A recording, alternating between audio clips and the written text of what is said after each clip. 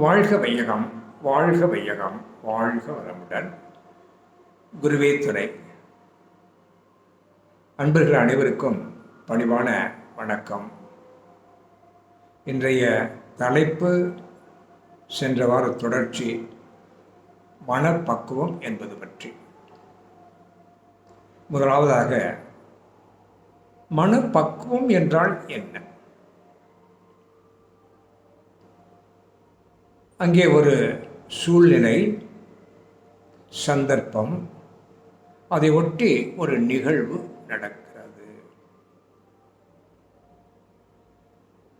அந்த நிகழ்வினுடைய விளைவு அது பிரச்சனையாக மாறுகிறது என்று சொன்னால்,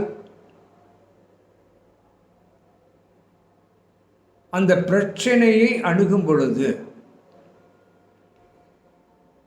இது பிரச்சனையே அல்ல, ஒரு பொருட்டே அல்ல, இதுவெல்லாம் ஒரு பிரச்சனையா என்று அந்த பிரச்சனையை தட்டி கழிப்பதும் இல்லை. அதே சமயம் அந்த பிரச்சனையை அங்கே இருக்கின்ற அளவிற்கு உள்ளதை விட பூதாகரமாக பெரிதாக்கி பாவிக்காமல் இருப்பதும் மனப்பக்குவம். You should take it as it is. You should accept it as it is. அதை அப்படியே ஏற்றுக்கொள்வது, அதை அப்படியே எடுத்துக்கொள்வது. அண்டர்ஸ்டாண்ட்? ஆக பிரச்சனையை உள்ளபடியே பார்ப்பதுதான் மனப்பக்குவம். ஓகே, இது ஏன் வேண்டும்? Very simple.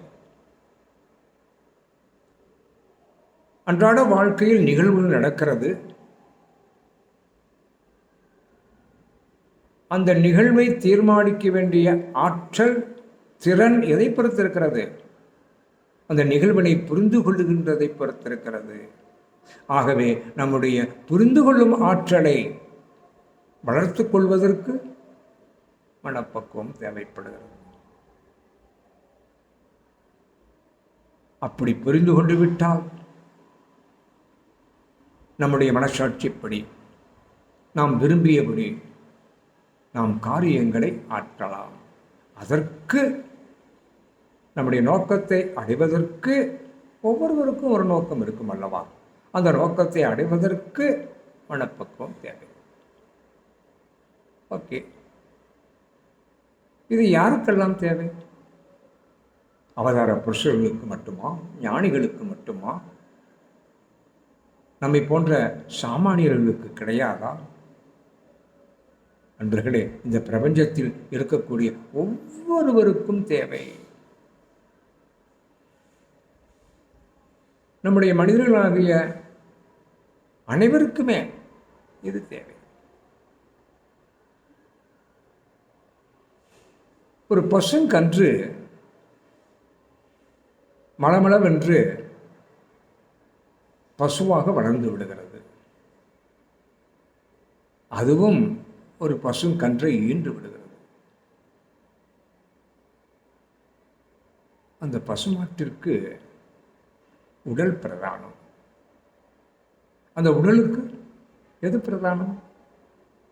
உணவு பிரதானம், ஃபுட், தீனி. ஆக அந்த பசுமாட்டை பொறுத்த மட்டிலே உடல், பொருள், இதுதான். ஆனால் இந்த மனிதனுக்கு அப்படி அல்ல.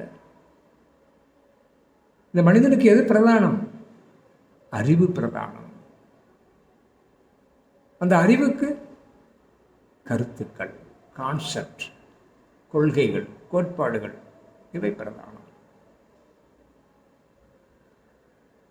இந்த கொள்கைகள், கோட்பாடுகளை வைத்துக்கொண்டு பௌத்தும் தௌத்தும் பிரித்தும் ஒப்பிட்டும்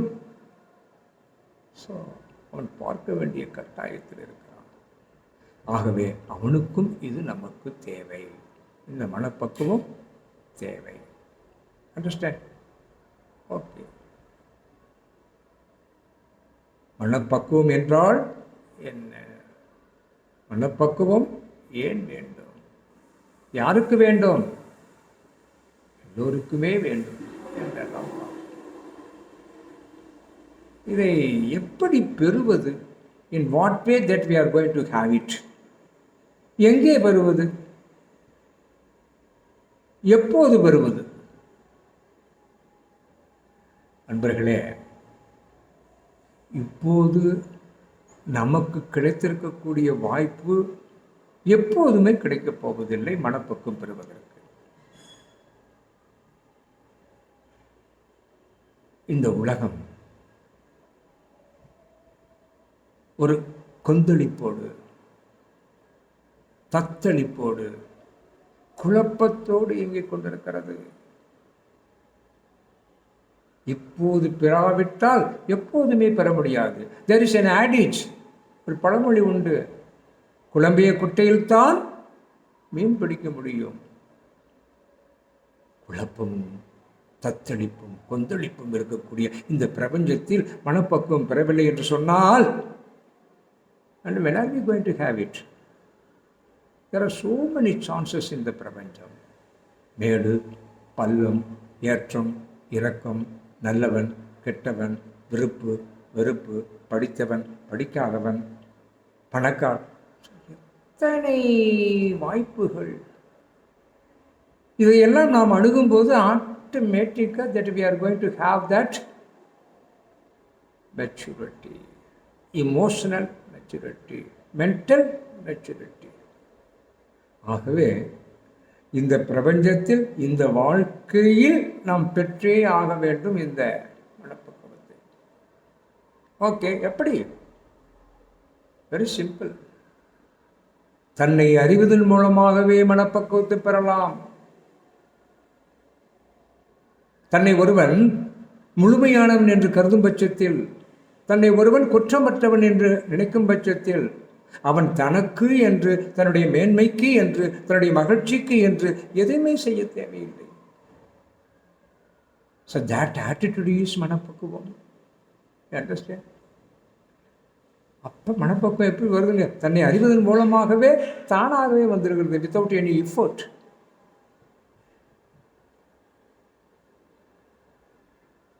பகவத்கீதையிலே கிருஷ்ணன் அர்ஜுனனை பார்த்து தேரோட்டி கொண்டிருக்கும் பொழுது அவன் சொல்லுகிறான், இந்த உலகிலும் நான் செய்ய வேண்டியது எதுவுமே இல்லை. நான் பெற வேண்டியது ஏதாவது இருக்கிறதா என்றால் அதுவும் இல்லை, எல்லாவற்றையும் பெற்றுவிட்டேன். நான் ஏங்கிக் கொண்டுதான் இருக்கிறேன். நான் செய்ய வேண்டிய கடமையை செய்து கொண்டுதான் இருக்கிறேன், உனக்கு தேரோட்டுவதைப் போல. சதா எப்பொழுதும் நாம் கடமை ஆற்றுவதன் மூலமாகவே, தொண்டு செய்வதன் மூலமாகவே மனப்பக்குவம் தானாகவே வந்துவிடும். அந்த தன்னை அறிதல் என்று சொல்லுகிறேனே, யாரை அறிகிறோம்? மூலத்தை அறிகிறோம், உண்மை பொருளை அறிகிறோம், பிரபஞ்சத்தை அறிகிறோம். மனப்பக்குவம் வருமா வராதா? இதெல்லாம் வித்தவுட் எஃபோர்ட் தானாக வருவது. இதற்கும் அப்பாற்பட்டு எஃபோர்ட் போட்டு எடுக்கக்கூடிய மனப்பக்குவம் நிறைய இருக்கிறது. ஆக அன்பர்களே, வாழ்க்கை என்பது விழித்திருத்தலே. விழித்திருத்தல் என்பதே மனப்பக்குவம். மனப்பக்குவம் என்பதே வாழ்க்கை. அந்த அளவிலே மீண்டும் சந்திப்போம் என்று கூறி, that's all for this day. Thank you.